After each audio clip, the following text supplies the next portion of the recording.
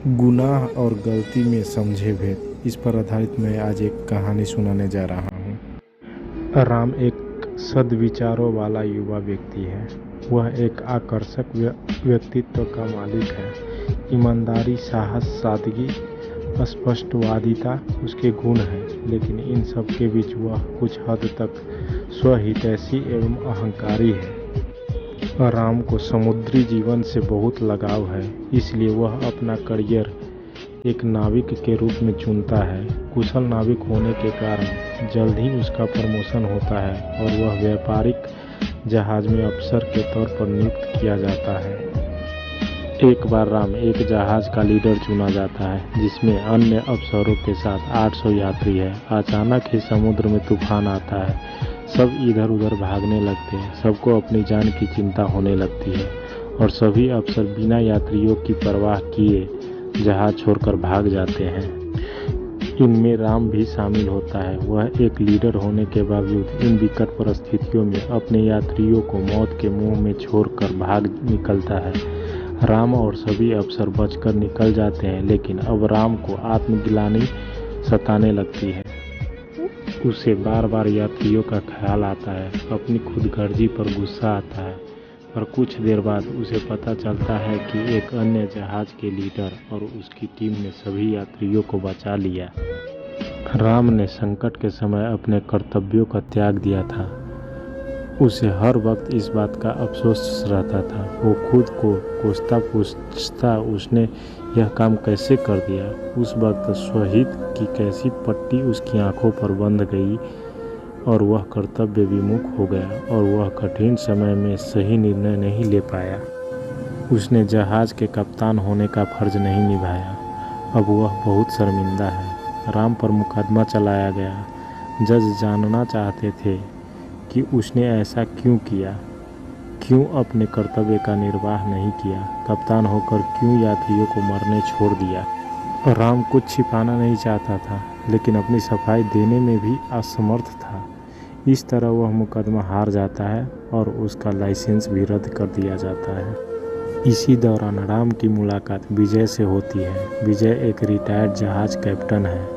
विजय राम की बहुत मदद करता है, क्योंकि वह उसकी परिस्थिति एवं मन स्थिति को अच्छी तरह समझता है। राम की मानसिक स्थिति ठीक नहीं है। वह अपने जिस जीवन से प्रेम करता था, अब वह जीवन उसके पास नहीं था। राम अपने ही सवालों में गुम होता जा रहा था। विजय उसे इस स्थिति से बाहर निकालना चाहता था। वह उसे मानसिक तनाव से बाहर निकालने की कोशिश करता रहता। अचानक ही एक दिन राम को उसके बचपन का दोस्त आदर्श मिलता है। विजय ने उसे राम के बारे में सब कुछ बताता है। अब वे दोनों मिलकर राम की मदद करते हैं। आदर्श राम को उसके शहर ले जाने का कहता है, जिस पर विजय भी अपनी हामी देता है।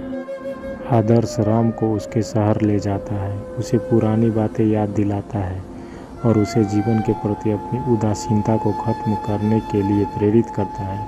आदर्श उसी शहर में राम की नौकरी लगवाता है। उस शहर के लोग बहुत भले और मिलनसार हैं। राम धीरे धीरे अपने आप को उस शहर के अनुरूप ढाल लेता है और वह शहर का दार्शनिक मार्गदर्शक बन जाता है। राम के पड़ोसन में एक मिस्टर जोसेफ की फैमिली रहती है। उनकी एक बेटी है, सबीना, जिससे राम को प्यार हो जाता है।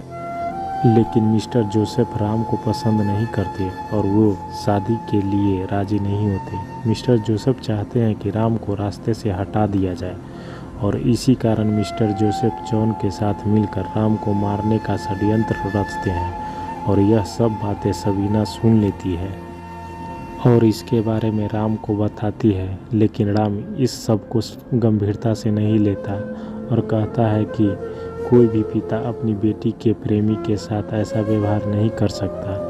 किसी की जान लेना इतना आसान काम नहीं है।